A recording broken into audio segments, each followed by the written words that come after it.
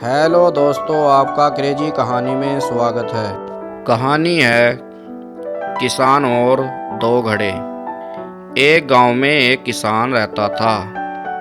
वह रोज सुबह सुबह उठकर दूर झरने से पानी लेने जाया करता था। इस काम के लिए वह अपने साथ दो बड़े घड़े ले जाया करता था, जिन्हें वह एक डंडे में बांधकर अपने कंधे पर दोनों तरफ लटका कर लाया करता था। उसमें से एक घड़ा कहीं से थोड़ा सा फूटा था और दूसरा एकदम सही। इसी वजह से रोज घर पहुंचते पहुंचते किसान के पास 1.5 घड़ा ही पानी बच पाता था। ऐसा होना नई बात नहीं थी। इसको 2 साल बीत चुके थे। सही घड़े को इस बात का बहुत घमंड था। उसे लगता कि वह पूरा का पूरा पानी घर पहुंचाता है और उसके अंदर कोई भी कमी नहीं है। वहीं दूसरी तरफ फूटा हुआ घड़ा इस बात से बहुत शर्मिंदा रहता था कि वह आधा पानी ही घर पहुंचा पाता है और किसान की मेहनत बेकार चली जाती है। एक दिन की बात है, वह बहुत दुखी और उदास था। जब परेशानी हद से ज़्यादा बढ़ गई तो उसने फैसला किया कि वह किसान से माफ़ी मांगेगा। किसान से बोला, मैं बहुत शर्मिंदा हूँ, मैं आपसे माफ़ी मांगना चाहता हूँ। तो किसान ने पूछा, भाई तुम किस बात से शर्मिंदा हो?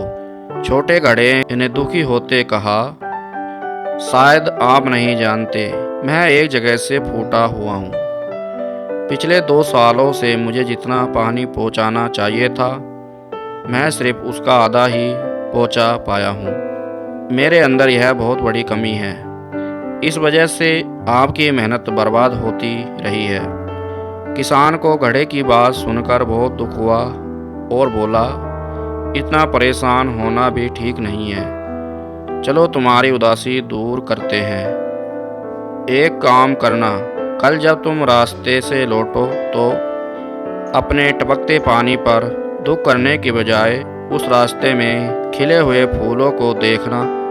कितने खुशबूदार, कितने खूबसूरत, कितने प्यारे, और साथ ही पास में छोटे छोटे पौधे देखना।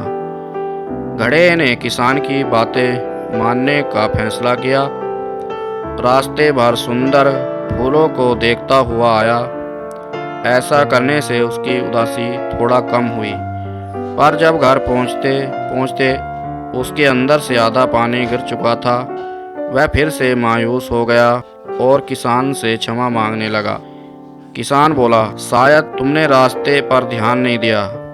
रास्ते में जितने भी फूल थे बस तुम्हारी तरफ ही खिले थे। सही घड़े की तरफ एक भी फूल नहीं थे। जानते हो ऐसा क्यों? क्योंकि मैं हमेशा ही तुम्हारे अंदर की कमी को जानता था। मैंने उसका लाभ उठाया। मैंने तुम्हारी तरफ वाले रास्ते पर रंग बिरंगे फूलों के बीज बो दिए थे। तुम थोड़ा थोड़ा करके पानी सींचते रहे और पूरे रास्ते को इतना खुशबूदार बना दिया। आज तुम्हारी ही वजह से मैं इन फूलों को भगवान को अर्पित कर पाता हूँ, अपना घर सुंदर बना पाता हूँ। तुम ही सोचो, अगर तुम जैसे हो ऐसे ना होते तो भला क्या मैं यह सब कुछ कर पाता? शिक्षा। दोस्तों, हम सभी के अंदर कोई ना कोई कमी होती है, पर यही वो कमियां हैं जो हमें अनोखा बनाती हैं, हमें इंसान बनाती हैं। उस किसान की तरह हमें कभी भी हर किसी को जैसा है वैसे ही स्वीकार करना चाहिए। उसकी अच्छाई की तरफ ध्यान देना चाहिए, और जब हम ऐसा करेंगे तो फूटा घड़ा भी अच्छे घड़े से मूल्यवान हो जाएगा। तो दोस्तों, कहानी अच्छी लगे तो वीडियो को लाइक, चैनल को सब्सक्राइब, वीडियो को शेयर करें। फिर मिलते हैं नई कहानी में।